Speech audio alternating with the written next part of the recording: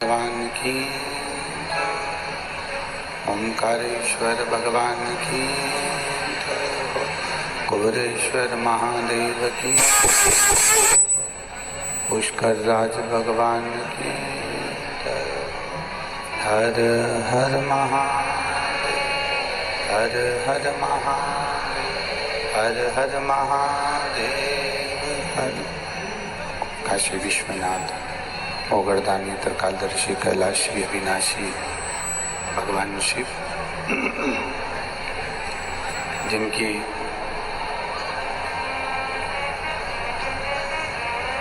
पुनीत पावन शिव महापुराण की कथा संपूर्ण विश्व के कल्याण हेतु बाबा देवादिदेव महादेव की कृपा से, करुणा से, उनकी उदारता से श्रवण करने का सौभाग्य प्राप्त हो। बड़े भाग्यशाली हैं आप और हम, जो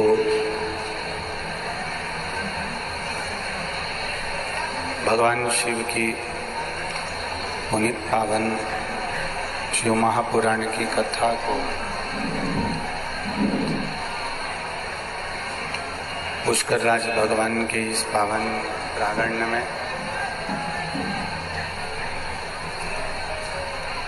भगवान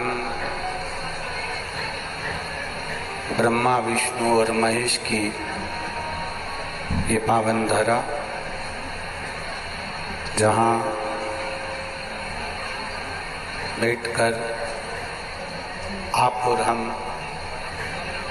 शिव महापुराण की कथा को श्रवण कर रहे हैं। भाग्यशाली हैं श्री कैलाश जी खंडेलवाल, श्रीमती चंद्रकांता जी खंडेलवाल, श्री अमित कुमार गुप्ता जी, श्रीमती कीर्ति ममोड़िया जी, राकेश खंडेलवाल जी, मोनिका जी खंडेलवाल जी। एक बार जोरदार ताली बजाएं। यजमान परिवार के लिए भी हमारे बीच में आशीर्वाद दाता, आशीर्वाद देने के लिए पधारे अनंत श्री विभूषित जगत गुरु श्री निम्बाकाचार्य पीठाधीश्वर श्री श्याम शरण देवाचार्य जी, श्री जी महाराज जी का जोरदार ताली बजाकर स्वागत करें।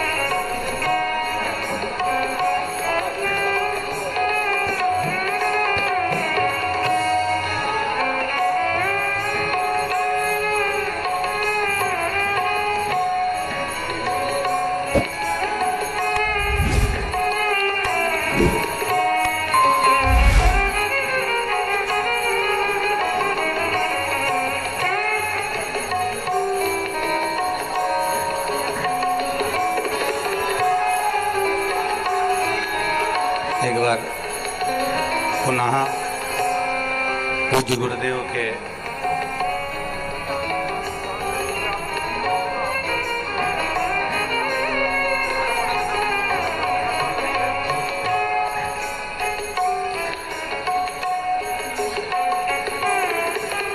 पूज्य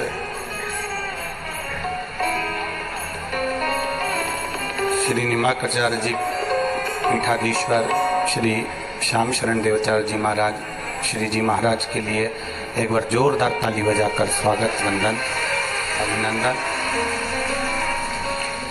शिव कृपा ये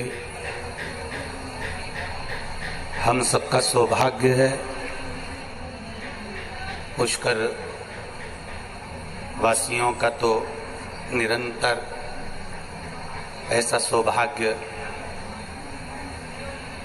पूज्य गुरु जी के आगमन का प्राप्त होता रहा है। आज इस व्यासपीठ को भी ये शुभ अवसर परम पूज्य श्री जी महाराज के पधारने का प्राप्त हुआ, उसके लिए बहुत बहुत साधुवाद है। कोटि कोटि धन्यवाद।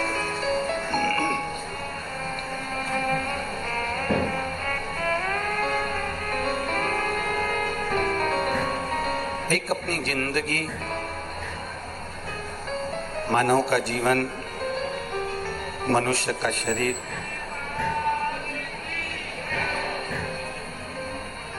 जो बड़ी मुश्किल से प्राप्त होता है, और उस मानव के शरीर में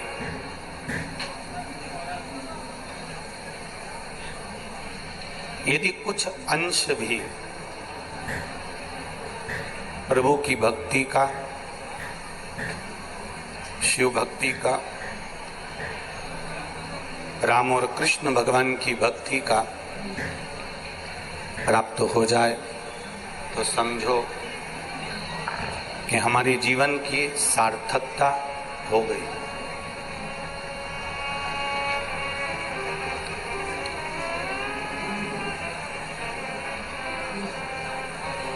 मेरा देवाधिदेव महादेव,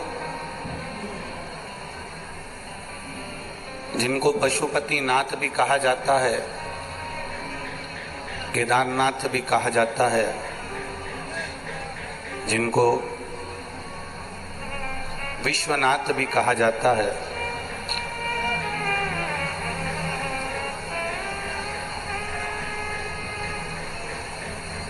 नाथ का मतलब जो होता है वो हमारा भरण पोषण करने वाला होता है, उसको हमारे यहाँ नाथ कहा।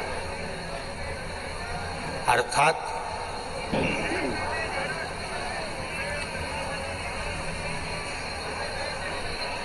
संपूर्ण विश्व का जो भरण पोषण करने वाला हो, संपूर्ण विश्व का जो ध्यान रखने वाला हो, वो हमारा विश्वनाथ है।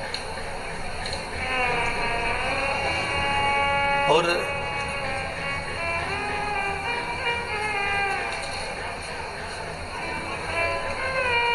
जरा विचार करना, एक छोटे से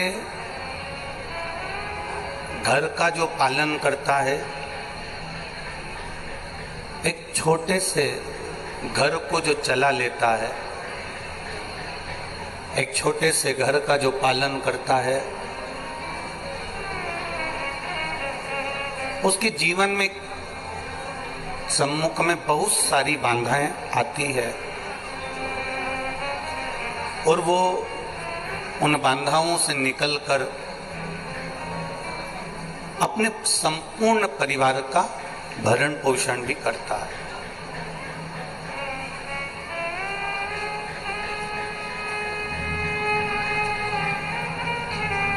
और कभी कभी उस भरण पोषण में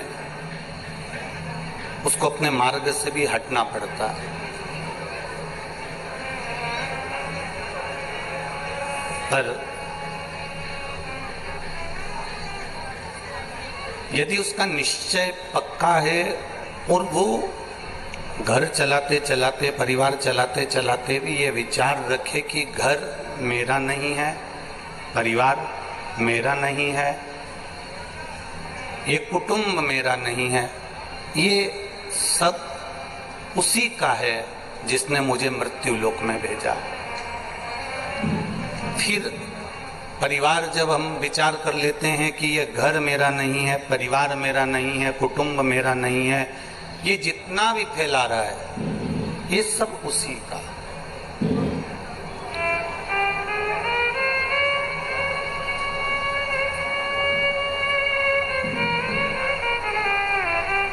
और जिस दिन हमने ये विचार कर लिया कि ये घर, ये परिवार, ये कुटुंब, ये कबीला, ये नाते, ये रिश्ते, ये सब कुछ हमारे है ही नहीं, हमने जिस दिन उस विश्वनाथ पर, राम पर, कृष्ण पर, दत्त पर तुम्हारी जिसमें श्रद्धा है, तुमने अगर उस पर छोड़ दिया तो फिर वो परिवार, वो घर तुम्हारा नहीं रहेगा, वो मेरे शंभु विश्वनाथ का हो जाएगा, वो मेरे राम और कृष्ण का हो जाएगा।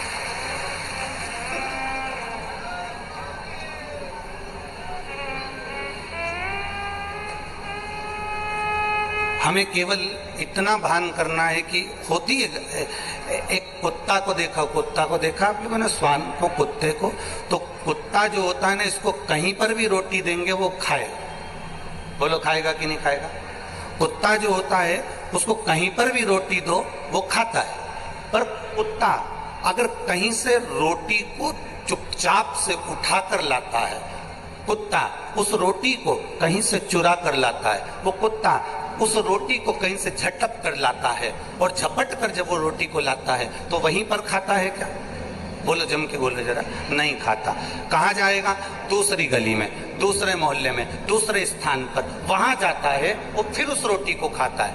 कुत्ता को जहां रोटी दी, अगर आपने जहां रोटी दी कुत्ता वहां खाएगा, पर कुत्ता जब चोरी कर कर रोटी लाता है, झपट कर रोटी लाता है, कहीं से उठा कर रोटी लाता है, मुंह में दबा कर रोटी लाता है, तो वो वहां नहीं खाता, वो दूसरी जगह जाएगा, दूसरी गली जाएगा, दूसरा मोहल्ला जाएगा, दूसरा क्षेत्र जाएगा, और वहां बैठकर वो कुत्ता रोटी को खाता है। अर्थात जब किसी ने दी तो वहीं सीना तान कर खाई, पर जब चोरी कर कर लाया, झपट कर लाया, तो दूसरी जगह जाकर खाना पड़ा। ये हमारा शास्त्र कहता है, हम जब तक ईमानदारी से जीते हैं, अपने वैभव के साथ जीते हैं, अपनी सत्यता के साथ जीते हैं, तुम कहीं पर भी बैठकर भोजन कर सकते हो, कहीं पर भी ज्ञान दे सकते हो, पर जिस दिन तुमने गलत भाव से करा, उस दिन फिर तुम्हें भी दूसरी जगह भोगने पड़ना जा सकता है, उस दिन तुम्हें भी दूसरी जगह भोगने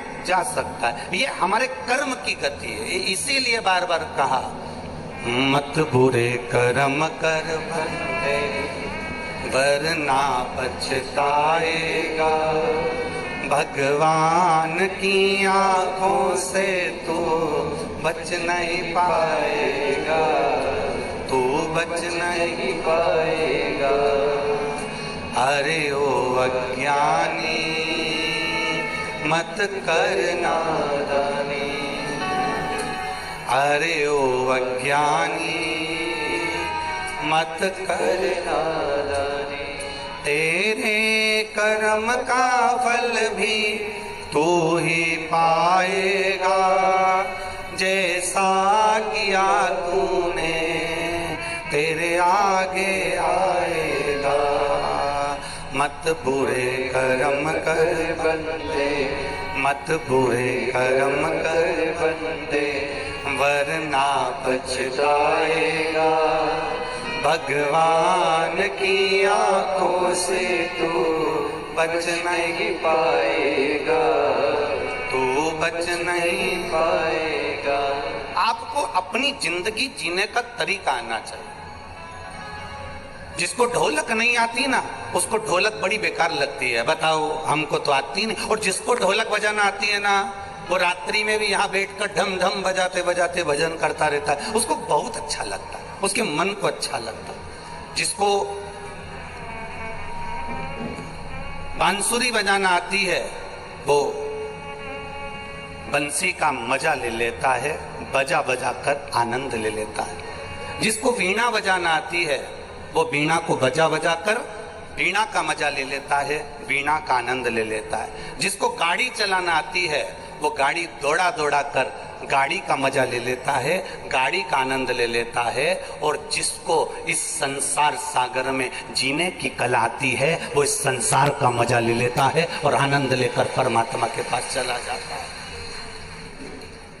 जिस दिन भागवत कथा में जाकर, राम कथा में जाकर, शिव कथा में जाकर, भगवान की शरणागति में जाकर, गुरु की शरणागति में जाकर, तीर्थ में जाकर, परमात्मा के चरणों में जाकर, भगवान की शरणागति में पहुंचकर जिस दिन तुम्हें जीने की कला आ गई, जिस दिन तुमने सोच लिया कि मेरा 21,600 श्वास मनुष्य के शरीर से प्रतिदिन निकलती है, 21,600 श्वास जो मेरे बाबा ने दी है वो उसकी है। 3.5 करोड़ रोम छिद्र पूरे मनुष्य के शरीर में है। ये 3.5 करोड़ रोम छिद्र जिसने दिया है ये उसके हैं। और जिस दिन तुम्हारे मन में आ गया कि ये श्वास उसकी रोम छिद्र उसके माता के गर्भ में उल्टे लटके हुए थे, दोनों मुष्टिकाएं बंद थी और अंदर प्रतिज्ञा करी थी, मुझे केवल गर्भ से बाहर निकाल दो, मैं तेरा भजन करूंगा, तेरा भजन करूंगा, तेरा भजन करूंगा। गर्भ से निकलते से ही चालू हो गया, मैं तो भोजन करूंगा, भोजन करूंगा, भोजन करूंगा। भजन गायब हो गया, भोजन चालू हो गया। प्रतिज्ञा भी हमने तोड़ दी। उसके बाद भी विचार करना कि परमात्मा के आश्रित होकर जो जीता है, अंत में परमात्मा ही उसको हाथ में झेल कर और अपने धाम तक लेकर चले जाता है। हम उसके आश्रित हो जाते। कल सरकार नहीं आए, सरकार ने बोला था हम दूसरे तीसरे दिवस अवश्य पधार रहे, तो शरीर में थोड़ा सा सरकार के हाथ में कष्ट भी था। तो कल हम जब यहाँ से गए तो हमने कहा बारे पुष्कर बाबा, हम सरकार के पास होकर आए, प्रणाम कर कर आए जीजे को, और आना नहीं हुआ। पर आज जब हम यहाँ आ रहे थे तब मालूम पड़ा कि सरकार पधार रहे हैं, तो बाबा की कृपा से बहुत आनंद की अनुभूति हुई। क्योंकि गुरुजन, संत जन, साधु जन, तपस्वी जन, साधक जन, उपासक जन जब व्यासपीठ के नजदीक पहुंचते हैं तो इस वो जैसे कहते हैं ना, चुंदड़ी तो बहुत सुंदर है पर इसमें एक आध गोटे का बूटा लग जाता ना तो चुंदड़ी सुंदर हो जाती है। तो ऐसे संतों के आने से गोटे का बूटा लग जाता है। ऐसी सुंदर भाव यहाँ प्रकट, बड़ा आनंद।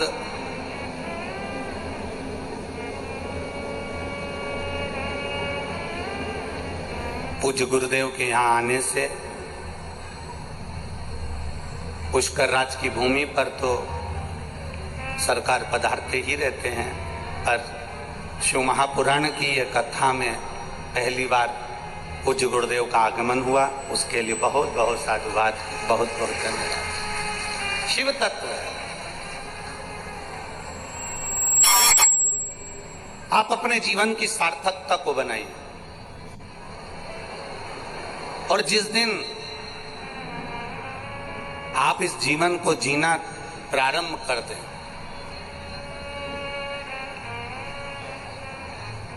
एक बात बहुत सहज सी है, हंसी और हिंसा, इन दोनों में बहुत अंतर है।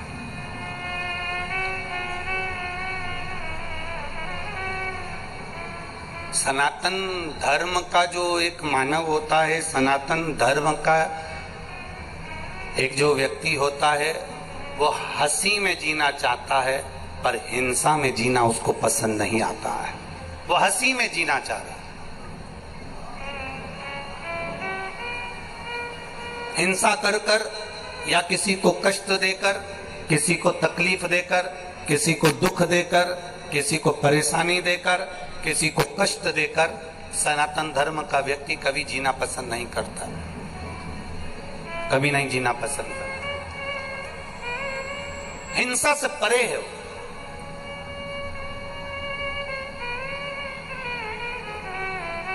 मेरे देवादिदेव महादेव, और देखो अन्य देवताओं का क्रम उठाकर देखिएगा, उन्होंने असुरों का संहार किया।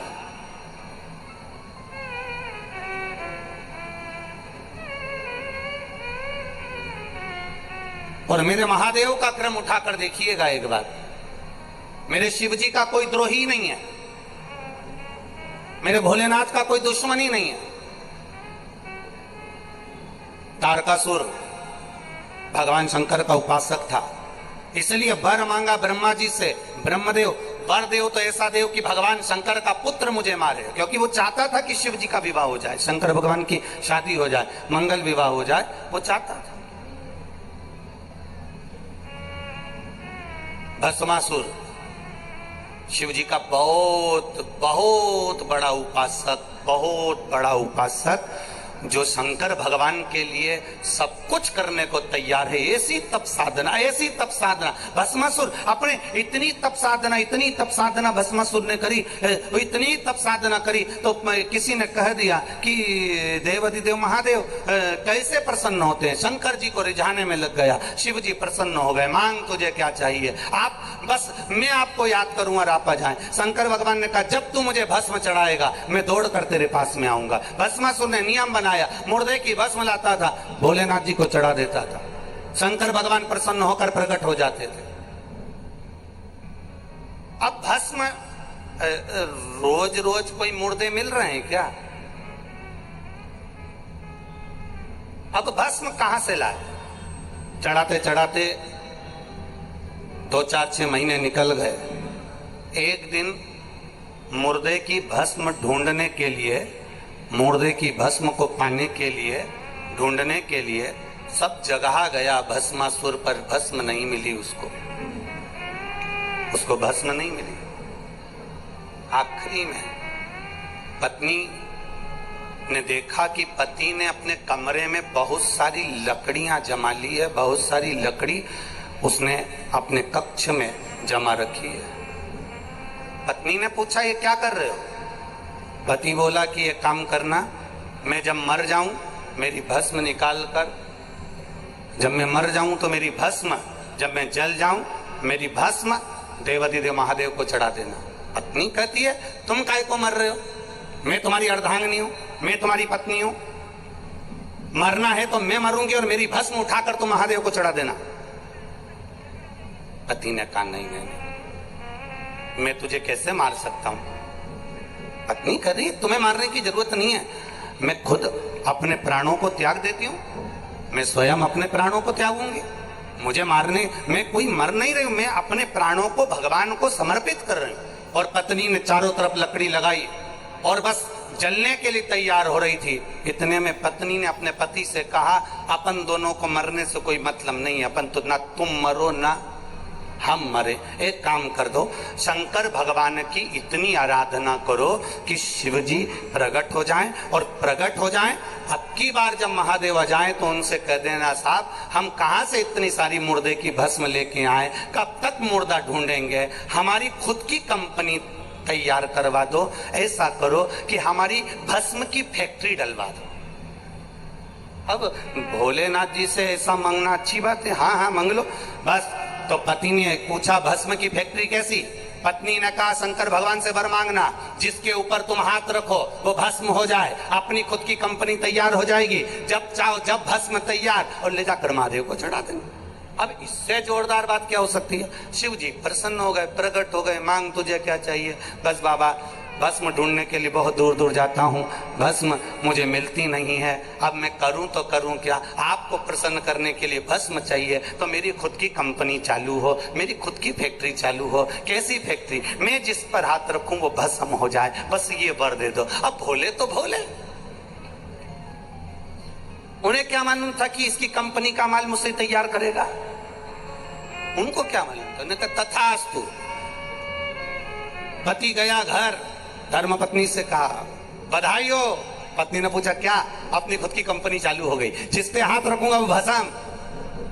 आज मेरा मन कर रहा है मैं तेरे गले लग जाऊं। पत्नी भागी, पत्नी भाग। अब पत्नी ने सोचा कि ये अपन ने तो शुरुआत करी, नारियल अपन नहीं फोड़ा, अपन नहीं कहा, और अपन ही भस्म। इतने में पत्नी दूर खड़ी होकर बोली मेरे पिताजी की मुझे याद आ रही है, मैं 4 दिन के लिए मायके जा रही हूँ, परंतु मैं मायके जाते जाते एक बात कहना चाहती हूँ। क्या? मैंने सुना है महादेव हैं वो महादेव, लोग कहते हैं नशे में भी रहते हैं, हो सकता है उन्होंने जो दिया। अब ऐसे तो बहुत सारे लोग आते हैं और आकर के जाते हैं, ये पुल बना दो, वो पुल बना दो, वो पुल बना देंगे, वो नाली बना देंगे, वो रोड बना देंगे, ये कर देंगे, वो कर देंगे। अब बन जाए तब कहना तो सरल है, बोलना तो सरल है। उनका नाम है महादेव, वो कह जरूर दिए हैं, पर मुझे नहीं लगता कि वो उनका आशीर्वाद तुम्हें फले। अच्छा ऐसा भी होता है? हाँ, तो फिर मैं क्या करूं? जिन्होंने आशीर्वाद दिया है ना, आप भी जाओ और उनके ऊपर हाथ रख के देख लो, मालूम पड़ जाएगा। आप भी जाओ। अब भोलेनाथ जी कैलाश पर पहुंच गया भस्मासुर। भस्मासुर ने जाते से कहा हर हर महादेव। जब हर हर महादेव कहा, हर हर महादेव कहते से शिव जी ने पूछा क्या बात है भस्मासुर, कैसे आना हुआ? भस्मासुर कहते हैं प्रभु बस आपने जो वर दिया था ना, उसको मेरे को प्रैक्टिकल करके देखना है। क्या प्रैक्टिकल करना है? आपके ऊपर हाथ रख के देखना। शंकर भगवान ने पार्वती से कहा मैं जा रहा भगवान नारायण के घर, तू ऐसा कर थोड़े दिन मायके घूम कर आ जा। लक्ष्मी जी बोली मेरी माँ ख्याति देवी तो खुद यहाँ आई हुई है अपने बेटी से मिलने के लिए। लक्ष्मी जी की माँ ख्याति देवी आई हुई थी मिलने के लिए, तो कि मेरी माँ तो यही बैठी है। अब मैं मायके जाकर क्या करूंगी? मैं कहीं जाकर क्या करूंगी? मैं कहीं पहुंच कर क्या करूंगी? अब भोलेनाथ पार्वती जी वो से भगवान तुरंत बोले अरे पार्वती तुम मायके चले जाओ। पार्वती जी गई लक्ष्मी जी के घर, इधर भोलेनाथ जी चल दिए सीधे आगे नारायण के घर। और दोनों पार्वती और नारायण शिव दोनों नारायण के घर पर जाकर जब मिले, इधर दोनों ने एक साथ पुकार कर कर कहा कि प्रभु कुछ कृपा कीजिए, भस्मासुर आ रहा है। भगवान ने पूछा भस्मासुर कौन? तो कि मैंने उसको वर दे दिया है जिसके ऊपर हाथ रखेगा वो भस्म हो जाएगा। शंकर भगवान के शब्द सुनते से नारायण ने स्त्री का रूप धारण कर लिया और स्त्री का रूप धारण कर कर नारायण तुरंत भस्मासुर के सामने आ गए और कहा मैं तुमको बहुत चाहता हूं और दिल से चाहता हूं। अब भगवान तो भगवान है, अपने भक्तों को नहीं चाहेंगे तो किसको चाहेंगे? मैं चाहता हूं कि तुम मेरे हो जाओ और मैं तुम्हारा हो जाऊं। भस्मासुर ने नारायण का इतना सुंदर स्वरूप देखा, देखते से कह दिया हम भी आपको चाहते हैं, आप हमसे विवाह कर लो। भगवान ने कहा बिल्कुल पक्का है, पर मेरी एक जिद है, मेरा एक संकल्प है। क्या संकल्प, क्या जिद? बस जिद इतनी सी है, संकल्प इतना सा है, मुझे नाचने का बड़ा शौक है। मेरे जैसा जो नाच लेगा वो मेरा पति बन जाएगा। आप मेरे जैसे नाच सकते हो? भस्मासुर ने कहा क्या दिक्कत है? भगवान नारायण ने दोनों हाथ करे ऐसे, भस्मासुर ने दोनों हाथ करे ऐसे। भगवान नारायण ने दोनों हाथ करे ऐसे, भस्मासुर ने दोनों हाथ करे ऐसे। भगवान नारायण ने एक हाथ रखा अपने सिर पर, भस्मासुर ने अपना हाथ रखा सिर पर और भस्म हो गया, समाप्त।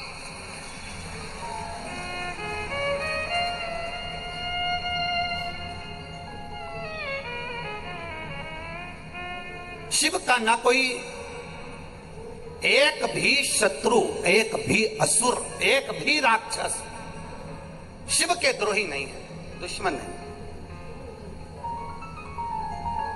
जब नारायण ने भस्मासुर को भस्म कर दिया, भस्मासुर का अंत कर दिया, तब शिवजी ने नारायण का दर्शन करते हुए कहा प्रभु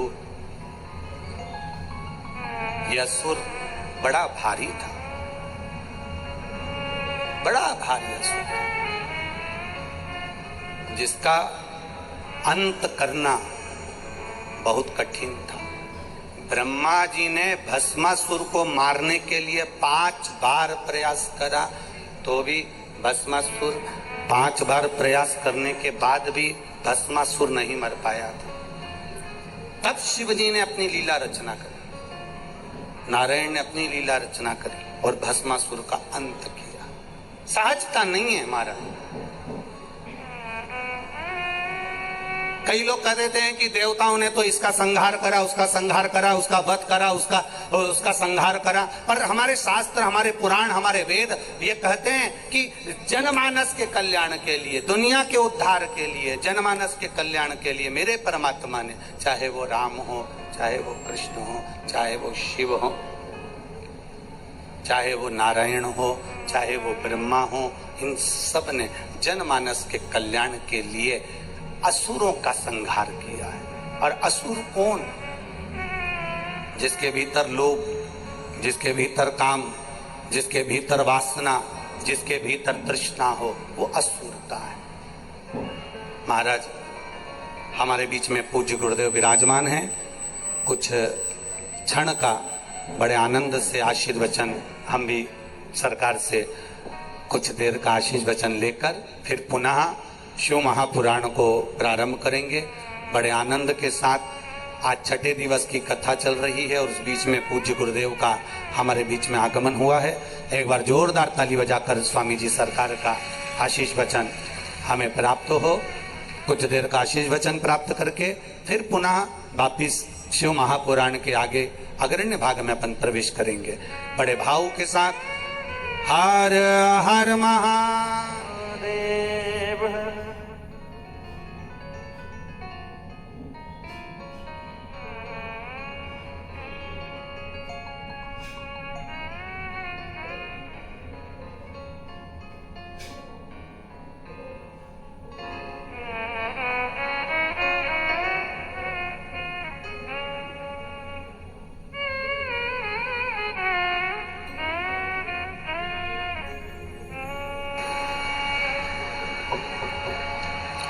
बोले सर्वेश्वर भगवान की,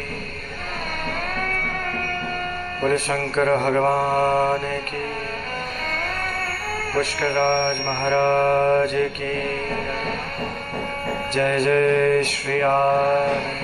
हर हर महादेव। श्री कृष्ण पादयुगलं शिरसा नमामि। यत्रान्वितश्रुतिगणो न विरोधमेति, यध्यानयोगनिरताः सदाप्नवन्ति, केशेन्द्रवन्द्यमनिशं मनसा गिराज।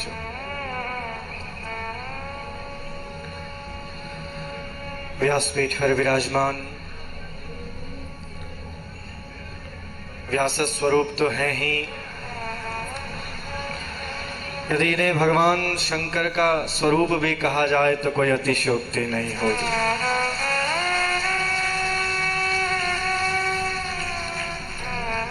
विद्वद्वरेण्य पंडित श्री प्रदीप जी मिश्रा जी महाराज, समुपस्थित समस्त भक्तिमती माताएं, भक्त महानुभाव, इस दिव्य शिव पुराण कथा के यजमान,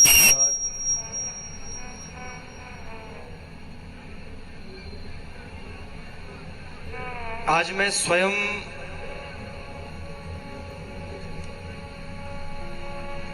ऐसी अनुभूति कर रहा हूं, स्वयं को सौभाग्यशाली अनुभव कर रहा हूं।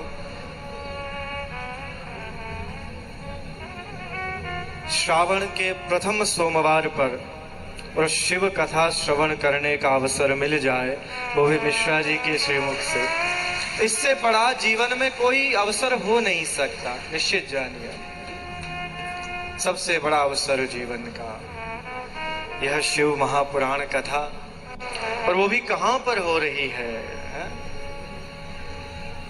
वो भी तीर्थ गुरु पद पर प्रतिष्ठित श्री पुष्कर राज महाराज के पावन सानिध्य में यह कथा,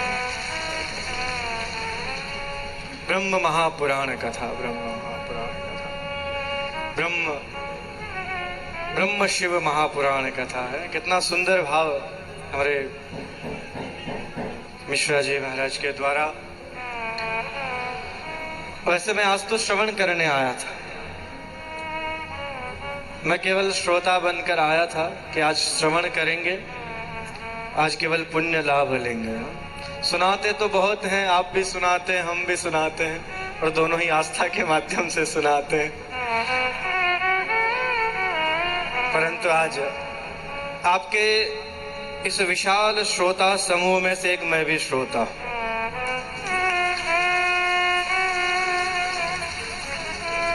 आज वस्तुतः मन अतीव प्रसन्न है कि हमारे इस क्षेत्र में, हमारे इस परम पावन इस मरुभूमि पर मिश्रा जी, हमारी जो भूमि है जिसे हम कहते हैं धरती धोरारी है, धरती धोरों की धरती। आप सब जगह दर्शन करेंगे तो यहाँ पर आपको रेत के टीले ही दिखाई देंगे, पर आपके आने से विशेष ये हुआ है कि ये धरती धोरारी भी हरित हो गई है, हरित हो गई है। धोरारी धरती में वनस्पति का कितना सुंदर हरित दर्शन हम सभी को हो रहा है, तो ये निश्चित ही इस शिव कथा का प्रताप है, शिव कथा का प्रताप है। भगवान श्री राधा माधव जो निम्बार्क तीर्थ में विराजमान है, कल आप पधारे, परसों आपने दर्शन किए ठाकुर जी के, सर्वेश्वर प्रभु के दर्शन किए। तो आज सर्वेश्वर प्रभु की आज्ञा हुई मुझे, बोले इस दिव्य आयोजन में जाकर आप स्वयं भी लाभ लेंगे। तो इस दिव्य आयोजन को देखकर मेरे मन में एक भाव हुआ। अभी अभी यहाँ पर इन सभी भक्तजनों के मध्य जब बैठा और कथा श्रवण कर रहा था, तो ऐसा भाव हुआ है? मैं अधिक समय नहीं लूंगा, चिंता मत कीजिए। आप सभी के मध्य, आपकी इस शिव पुराण कथा के मध्य मैं तो स्वयं सुनने आया हूँ, पर अब जब हमारे संकेत कर दिया व्यास जी ने कि नहीं कुछ तो बोलना ही पड़ेगा, फिर कहीं मैं तो कताड़ा, आज कताड़ा ना माइक मिल जावा ना तो फिर मैं छोड़ेगा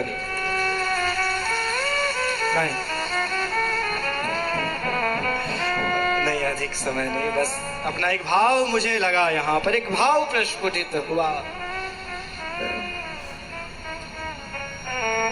ब्रह्मा की नगरी में शिव की कथा है? आप सभी को आनंद आए तो साथ में जुड़ना है। हाँ, थोड़ा सा 1 मिनट के लिए भगवान श्री राधा माधव स्वयं पधारे हैं कथा श्रवण करने के लिए, मेरे अंतःकरण में अवस्थित होकर है। और आप जानते ही हैं कि इस निम्बार्काचार्य पीठ पर जो आचार्य विराजमान होते हैं, उन्हें किस नाम से संबोधित किया जाता है? उन्हें श्री जी के नाम से संबोधित किया जाता है। ब्रह्मा की नगरी में शिव की कथा आज सुनने को श्री जी आए यहाँ। ब्रह्मा की नगरी में शिव की कथा आज सुनने को श्री जी आए यहाँ। शिव भक्ति का दीपक जल जाए, क्या समझे हैं? शिव भक्ति का दीपक जल जाए, प्रदीप कथा पर जाए जहाँ। ब्रह्मा की नगरी में शिव की कथा आज सुनने को श्री जी आए यहाँ। आज भगवान श्री राधा माधव स्वयं प्रसन्न हो रहे हैं, त्रिदेव यहाँ पर विराजमान है। परम पिता ब्रह्मा की नगरी है और कथा भगवान आशुतोष की हो रही है और भगवान स्वयं सुन रहे हैं, तो इससे श्रेष्ठ और यद्यपि ये मरुभूमि है, यद्यपि ये मरुभूमि धरती धोरारी, यद्यपि ये मरुभूमि है, यद्यपि ये मरुभूमि है, पर बील पत्र शिव के खिलते यहाँ। ब्रह्मा की नगरी में शिव की कथा आज सुनने को श्री जी। ये आपके श्रोता हैं, मैं तो केवल गवा रहा हूं। तो ये एक भाव हुआ कि हमारे इस पावन भूमि पर भगवान शंकर की ये प्रथम बार ऐसा अवसर है। मैं साधुवाद देना चाहूंगा इस संपूर्ण परिवार को कि आपने भगवान शंकर की यह दिव्य शिव पुराण महाकथा जहां पर आयोजित की और सभी अनंत श्रद्धालुओं को बहुत लाभ मिल रहा है। कहां कहां से दूर से सब लोग, मुझे यहाँ पहुंचने में 2 घंटे लग गए, इतनी गाड़ियों की वाहन रैली, सब बोले कथा में जा रहे हैं, सब कथा में जा रहे हैं। ये आपके प्रति जो भाव है सभी का, और आपने इसमें कोई अतिशयोक्ति नहीं है। हमारे पंडित प्रवर विद्वत वरेण्य श्री प्रदीप मिश्रा जी की वाणी ने संपूर्ण भारत वर्ष को नहीं, संपूर्ण विश्व को शिवमय बना दिया है, शिवमय बना दिया है। हर हर महादेव।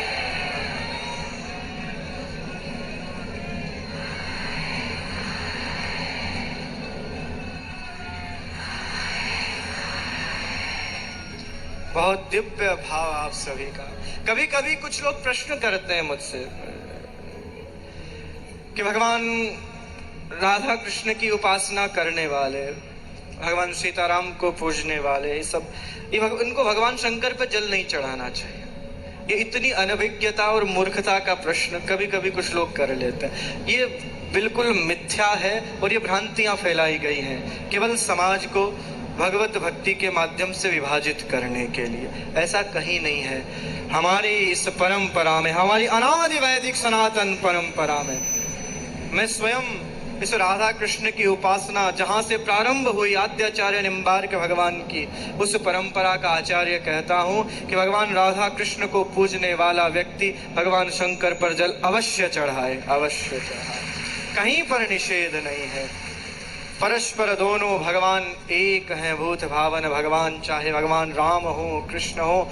अरे आप इतना विचार तो कीजिए, जब भगवान श्री राम को अपनी अर्धांगिनी सीता को प्राप्त करना होता है तो भगवान शंकर की आराधना करते हैं। भगवान उन ब्रजांगनाओं को, माता रुक्मणी को भगवान कृष्ण को प्राप्त करना होता है तो पराम्बा मां शक्ति की आराधना करती है, वो आराधना करती है। और जब भगवान भूत भावन आशुतोष, जैसा अभी सुंदर कथा चल रही थी, जब वो स्वयं संकट में आते हैं तो वो ना भगवान नारायण के समीप पहुंच जाते हैं। तो ये दोनों है, हरि और हर, दोनों में कभी कोई अंतर नहीं है, कभी कोई अंतर नहीं। दोनों समान है, दोनों समान है। दोनों परस्पर एक दूसरे का ध्यान करते हैं। जब वो नर और नारायण साधना करते हैं तो भगवान शंकर का ध्यान करते हैं, और भगवान शंकर कैलाश में बैठे बैठे भगवान नारायण का ध्यान करते हैं। भगवान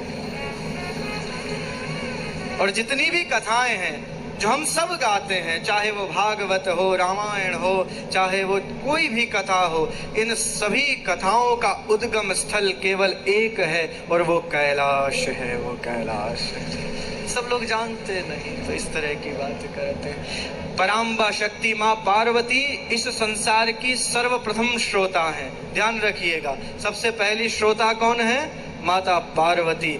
और इस संसार के सबसे प्रथम कथा वक्ता हैं भगवान भूत भावन आशुतोष। उनके द्वारा सारी कथाएं निकलती हैं। तो इसलिए कभी भी हर और हरि में तनिक भी अंतर ना समझे, खूब उपासना कीजिए। आपके आराध्य देव एक हो सकते हैं, आपके अधिष्ठात्री देवता एक हो सकते हैं, परंतु हमारे सभी भगवान की आराधना हमारी सनातन संस्कृति में आवश्यक है और करनी चाहिए। मैं आज इसीलिए इस मंच से संदेश देना चाहता हूं कि कोई भ्रांतियों में ना रहें। सदैव भगवान, श्रावण है, भगवान शंकर को खूब जल चढ़ाइए, खूब व्रत कीजिए, जो करना चाहें आप कीजिए। कोई कहीं कोई पर उसका कोई निषेध नहीं है, विधान है। और आज तो दिव्य इस परम पावन भूमि पर भगवान शंकर की दिव्य शिव पुराण कथा और सोमवार के दिन श्रवण करने को मिल रही है। इससे श्रेष्ठ जीवन में कोई अवसर नहीं। मैं व्यास स्वरूप हमारे परम प्रिय श्री प्रदीप जी मिश्रा जी से कहना चाहूंगा कि पुष्कर तीर्थ में तो सुंदर भगवान शिव पुराण की कथा हुई है। यथा शीघ्र जब भी समय होगा तो निम्बार्क तीर्थ में भी आपको भगवान को कथा सुनानी।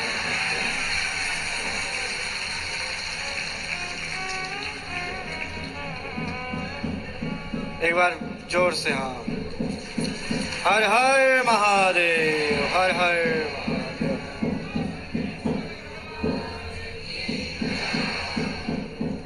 ऐसे ही इस दिव्य अवसर पर इस क्षेत्र में आपने पधार कर सभी को शिवमय बना दिया है, शिवमय बना दिया है।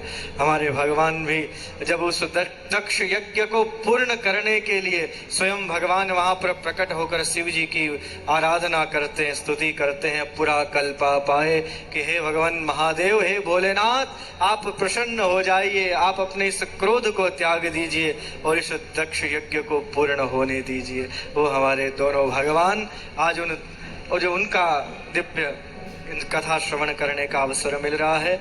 और ये मेरे जीवन का वैसे भी प्रथम अवसर है कि मैं किसी शिव पुराण कथा में आया हूं। तो ऐसे इस दिव्य अवसर को आप सभी भी आनंद से लीजिए और पुष्कर की सुंदर जनता, बहुत आप सभी का, हमारा जितना भी विप्र समाज है, हमारा पंडित समाज है, वो सब प्रसन्न है इस कथा से। सभी का सुंदर भाव आपके प्रति है और प्रशासन की व्यवस्थाएं भी बहुत सुंदर हैं। और नहीं भी हो तो भी आप ये समझ के जाएं कि ये तीर्थ नगरी है, तो यहाँ पर सभी भाव से रहते हैं, पर सब बहुत सुंदर व्यवस्था। आप सभी भगवत जनों के लिए भगवान भूत भावन आशुतोष के चरणों में यही अभ्यर्थना है कि सदैव आपके सभी के जीवन में भगवत भक्ति का संचार होता रहे, सभी का कल्याण होता रहे। ऐसा इस तीर्थ नगरी से आप सभी को आशीर्वाद। बाकी तो मैं स्वयं कथा सुनने आया हूँ, तो अब कथा ही सुनेंगे। कभी कभी क्या होता है, जब मेरी कथा में कुछ महापुरुष पधार जाते हैं तो अपना प्रवचन देते देते केवल आरती का समय मेरे लिए छोड़ते हैं, तो मैं तो स्वयं भुक्तभोगी हूँ तो ऐसा मैं अधिक समय नहीं लूंगा, हम सभी आनंद लेंगे कथा का।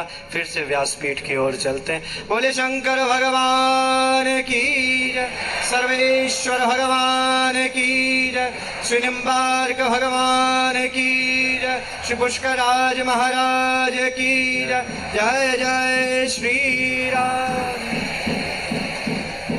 एक बात अवश्य कहना चाहूंगा, जितना महात्म्य हमारी इस तीर्थ नगरी में पुष्कर में ब्रह्मा जी का है, उतना ही महात्म्य हमारे पुष्कराज सरोवर का है। तो सभी सरोवर में स्नान अवश्य करें। जितने भी व्यक्ति यहाँ आए हुए हैं, सभी सरोवर में स्नान अवश्य करें। देखो इस कथा का चमत्कार देखिए। मैं मिश्रा जी आपको एक प्रसंग सुनाता हूँ। काफी वर्षों से सरोवर में पूरा जल नहीं भरता है, पर इस कथा का प्रभाव देखिए, आज जल पूरा सरोवर लबालब हो रखा है। और हमारे यहाँ कहावत है, आप दर्शन करने गए होंगे भगवान गिरधर गोपाल का परशुराम द्वारा जो आचार्य पीठ का स्थान है, तो वहाँ वो सबसे ऊंचा स्थान है पुष्कर सरोवर के जल के। वहां तक हमारे पुष्कर वाले सब कहते हैं कि भाई परशुराम द्वारे की सीढ़ी तक जल पहुंच गया, इसका मतलब सरोवर भर गया, आनंद हो गया। तो ऐसा पूर्व में जब 4 वर्ष पूर्व आचार्य पीठ के द्वारा श्रीमद् भागवत यहाँ थी, तब उस समय 2 दिवस पूर्व सरोवर पूरा भरा था, और या फिर आज भरा है। ये वास्तविकता है कि नहीं? पुष्कर के सभी लोग बैठे हैं यहाँ पर, है?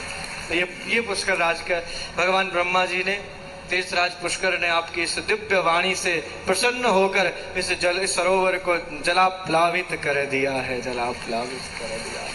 हर हर महादेव। दंडवत प्रणाम करते हुए बड़ी सुंदर वाणी से परम पूज्यनंत श्री जी महाराज जी द्वारा बड़ा भाव से, आनंद से भगवान ब्रह्मा, विष्णु और महेश तीनों को एक मानते हुए कोई भेद नहीं। ये हमारे पीठाधीश्वर परम पूज्य गुरुदेव की वाणी। ये लोगों का भ्रम स्वामी जी सरकार द्वारा, जय जय द्वारा जो यहाँ मिटाया गया, उसके लिए एक बार सरकार के लिए जोरदार ताली बजाते हुए भाव से हर हर।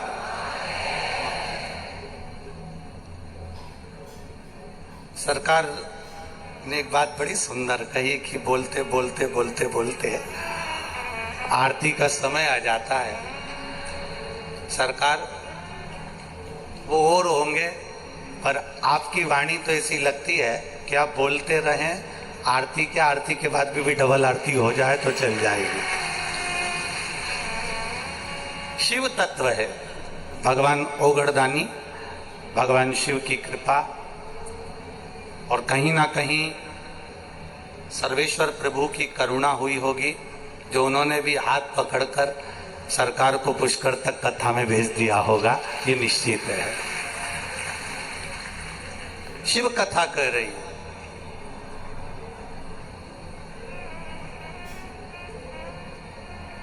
ये मानव का जो देह है, मानव का जो शरीर है, और मानव का जो शरीर मिला है, ये कोई साधारण साथ से नहीं मिल गया हमारा। बहुत बहुत पुण्य कहीं हमारे एकत्रित हुए होंगे, बहुत बहुत पुण्य हमारे इकट्ठे हुए होंगे। वो कहे पुण्य की जब गुल्लक भराती है, जब बच्चा कोई गुल्लक भरता है, बच्चा कोई गुल्लक एकत्रित करता है तो कोई बड़ी वस्तु लेकर आता है, और जब पुण्य की गुल्लक पूर्ण तरह से भरा जाती है तब जाकर कोई शिव महापुराण की कथा तक और पुष्कर राज की धरा तक पहुंच पाता है। ये हमारे पुण्य है जो हमको मिली है, ये शिव महापुराण की कथा। एक तो सावन का महीना, सावन का आज सोमवार, और सोमवार में भी आज तिथि अष्टमी। अभी सरकार ने कहा था कि जुगल सरकार श्री जी के रूप में, सरकार के रूप में ही हृदय विराजमान होकर यहाँ आए हैं, और यहाँ शिव महापुराण भी कहती है सोमवार की जब अष्टमी पड़ती है तब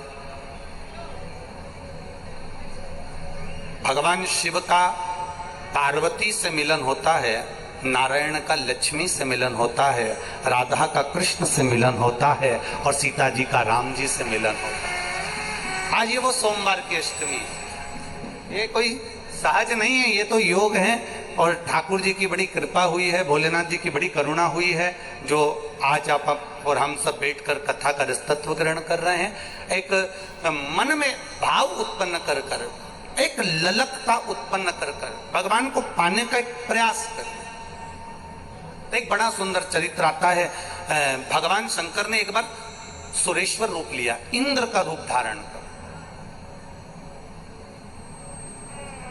एक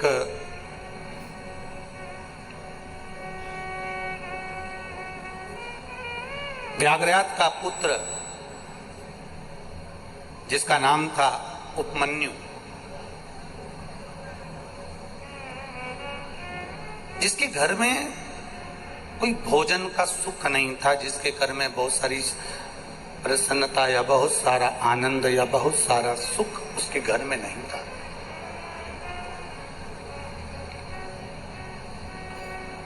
एक दिन उपमन्यु के मामा उपमन्यु के पास आए, और उपमन्यु के मामा जी ने उपमन्यु से आकर कहा कि अपनी बहन से कहा कि एक काम करो, अब तुम्हारे घर में अगर भोजन का भाव नहीं है और बहुत तकलीफ में जिंदगी चल रही, बड़े दुख में जीवन चल रहा है, बड़ी तकलीफ में जिंदगी चल रही है, तो तुम एक काम करो, हमारे साथ में आप हमारे घर चलो।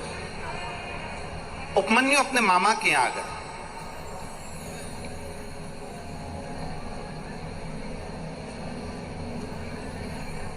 अब शिव महापुराण की कथा कहती है स्वयं खा लेना सुकृति है, छुड़ाकर खा लेना विकृति है, और बांट कर खाना ये मेरे भारत देश की संस्कृति है। अगर भगवान ने शरीर दिया है, मौका दिया है, और ये शरीर भगवान ने दिया, ये मौका दिया, और ये जीवन में कुछ अच्छा हमें परमात्मा ने दिया है, तो हम अच्छा दुनिया को देने का प्रयास करें। पर हमारी आदत थोड़ी सी अलग है। हमारी आदत क्या अलग है कि जो अच्छा होता है हम उसको अपने पास रखने का प्रयास करते हैं, और जो बुरा होता है वो दूसरे को देने का प्रयास करते हैं। जैसे सहज भाषा में ले लो, बहुत अच्छी साड़ी अगर तुम्हें कहीं से मिली है तो तुम तुरंत उसमें फाल पी को लगा के तैयार कर लोगे, उसकी चोली वोली सिलवा के तैयार कर लोगे। साड़ी अगर थोड़ी सी भी 1 नंबर से 2 नंबर पर है तो तुम उसको अपनी बेटी को दे दोगे, और अगर वो 2 नंबर पर भी नहीं आ रही है, साड़ी थोड़ी भी गड़बड़ है, तो तुम अपनी बहू को दे दोगे।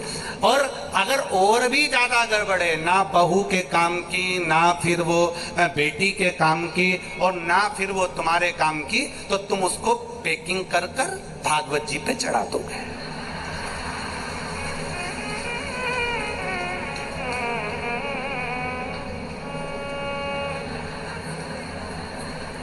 सही है। अब तुमने उसको भागवत जी पे चढ़ा दिया। अब तुम क्या सोच के चढ़ाई कि पंडित जी की पत्नी पहनेगी,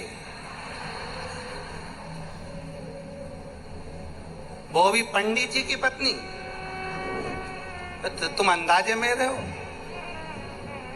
महाराज शिव महापुराण ये कभी नहीं कही कि आप भागवत जी को एक साड़ी चढ़ाओ, कि रामायण जी पर एक जोड़ कपड़े चढ़ाओ। थोड़ा आवाज खोल रहे बाबू, आवाज खोलो बाबू।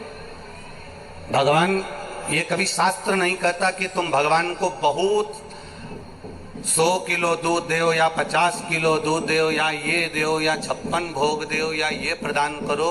हमारा शास्त्र कहता है जो भी दो वो अपने हृदय से, अपने मन से, जितना शिव महापुराण की कथा में पहले भी हमने वर्णन किया है। शिव महापुराण की कथा तो यहाँ तक कहती है कि शंकर भगवान को केमिकल का दूध चढ़ाने से अच्छा है, शंकर भगवान को थैली का दूध चढ़ाने से अच्छा है, शंकर भगवान को पाउडर का दूध चढ़ाने से अच्छा है।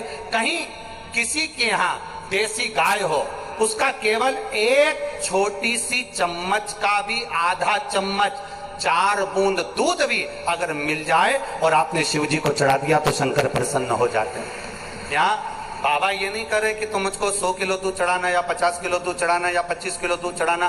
कोई संत ने, कोई साधु ने, कोई गुरुजन ने, कोई ब्राह्मण जन ने ये नहीं कहा कि तुम भागवत जी पर मुझे साड़ी चढ़ाना। तुम जो चढ़ा रहे हो उसमें तुम्हारे दिल की, मन की शुद्धता होना चाहिए। जमनादास,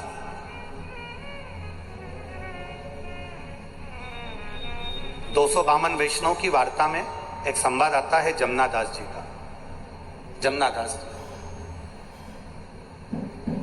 ठाकुर जी का परम भगत, श्री जी बाबा के परम भगत जा रहे थे और जमनादास जी जाते जाते उन्होंने एक कमल की फूल की टोकनी में बड़ा सुंदर एक कमल देख लिया और उन्होंने कहा, ये फूल वाले, ये फूल हमको दे दो। कितने का है? फूल वाले ने कहा, ये 5 आने का है, 5 रुपए का। अपन अपनी भाषा में लो, 5 रुपए का।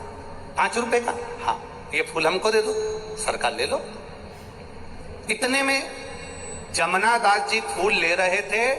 नगर का सेठ यवन राज निकल कर जा रहा था। यमन राज जब निकल कर जा रहे थे तो उन्होंने उस फूल को देखा, कितना सुंदर फूल है। जमनादास जी फूल ले रहे हैं ठाकुर जी के चरणों में चढ़ाने के लिए, जमनादास जी फूल ले रहे हैं श्री जी बाबा के चरणों का श्रृंगार करने के लिए। यमन राज ने फूल देखा और फूल लेने का विचार करा, कितना सुंदर फूल है, मैं जा रहा हूं वेश्या के घर, अगर वेश्या के जूड़े में ये फूल लगेगा तो वेश्या खुश हो जाएगी। यमन राज ने फूल वाले को रोका, तुम्हारे हाथ में जो फूल है तुम ये जमनादास को दे रहे हो, ये फूल कितने का है? अब फूल वाले ने सोचा कि सेठ जी आया है फूल लेने के लिए तो फूल की कीमत तो बढ़ेगी। आप प्रैक्टिकल करके देखना, पैदल सब्जी लेने जाना, भिंडी 10 रुपए किलो मिल जाएगी, साइकिल से जाना 11 रुपए किलो, मोटरसाइकिल से जाना 15 रुपए किलो, 4 व्हीलर से सब्जी वाले के सामने नीचे उतरना, बढ़िया डेंटिंग मेंटिंग करके और फिर सब्जी वाले से पूछना भिंडी क्या रुपए किलो है, तो 20 रुपए किलो हो जाएगी। बोलो सही है कि गलत है? ये तुम्हारी गाड़ी की कीमत बढ़ी है, ये तुम्हारी गाड़ी की कीमत बढ़ी है। अब वो जो फूल था, फूल वाले ने कह दिया ये फूल 10 रुपए का। 10 रुपए का? हाँ। यमनराज ने कहा लाओ ये फूल हमें दो। जमनादास जी ने हाथ जोड़कर कहा, देखो फूल वाले भैया, माली दादा, ये फूल तो मैंने हृदय से ठाकुर जी को दे दिया है, अब ये फूल आप मुझे दे दो।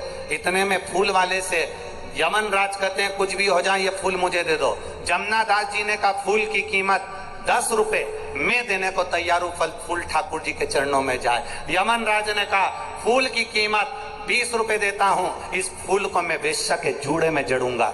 20 रुपए का फूल हो गया, माली प्रसन्न हो गया। 5 रुपए का फूल 20 रुपए का हो गया। जमनादास जी ने कहा मैं 40 रुपए दे दूंगा, फूल मेरे ठाकुर जी के लिए दो। यमनराज ने कहा अरे जमनादास, अपनी हैसियत देखकर बात करो, तुम्हारे घर में खाने के लाले पड़ते हैं और तुम फूल की कीमत 40 रुपए लगा रहे हो। जमनादास जी ने कहा सरकार, ये कीमत फूल की नहीं है, ये कीमत मेरे श्री जी बाबा के चरणों की है, ये कीमत कोई सहज नहीं है महाराज। यमनराज ने कहा फूल की कीमत 80 रुपया। जमनादास जी ने फूल की कीमत लगा दी 100 रुपया। यमनराज ने फूल की कीमत लगा दी 200 रुपया। जमनादास जी ने फूल की कीमत लगा दी 400 रुपया। लगाते लगाते फूल की कीमत पहुंच गई, जमनादास ने लगा दी 50,000 रुपए। यमन राज ने मन में विचार करा, यदि 1,00,000 रुपए का एक फूल खरीद कर एक वेश्या को दूंगा तो 1,00,000 में 10 वेश्या मेरे घर पर आ जाएगी। क्यों फालतू का पैसा बर्बाद करूं? 50,000 रुपए फूल के लगाए। जमुना दास जी के पास धन नहीं था, बहन के घर गए, जीजी मेरे पास में धन नहीं, फूल मेरे ठाकुर के चरणों को देना है, कुछ कृपा कर दे। तब बहन ने कहा, भैया ये पूरी जायदाद तेरी है, मैं अब भी खड़े दम बेच देती हूँ। पूरी जायदाद बेचकर 50,000 रुपए जमुना दास जी को दिए। जमुना दास जी ने वो फूल खरीदा, ठाकुर जी के चरणों में ले जाकर रखा। जैसे ही श्री जी बाबा के चरणों में ले जाकर रखा, ठाकुर जी का मुकुट जमीन पर गिर गया।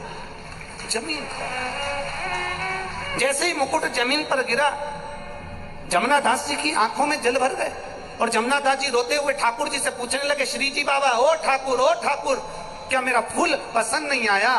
ठाकुर जी कहते हैं, जमुना दास, इस फूल के आगे ये हीरे का मुकुट हल्का लग रहा था, इसलिए फेंक दिया है, इसलिए फेंक दिया। ठाकुर जी ने अपने हाथ से फूल उठाया और अपने हस्त कमल पर धारण करा। आज भी नाथद्वारा के श्री जी बाबा का जब दर्शन करोगे, पूरे शरीर पर तुम्हें कोई फूल नजर आए ना आए, ठाकुर जी का जो हस्त कमल ऊपर रहता है, आज भी जमुना दास का फूल उस हाथ पर रखा जाता है, जमुना दास जी के भाव से रखा जाता है। आज भी श्री जी बाबा के हस्त कमल पर एक फूल रखा जाता है, जो जमुना दास जी ने दिया था, वो फूल उस भाव से रखा जाता है। एक फूल, अब हम अंदाजा लगा ले जरा।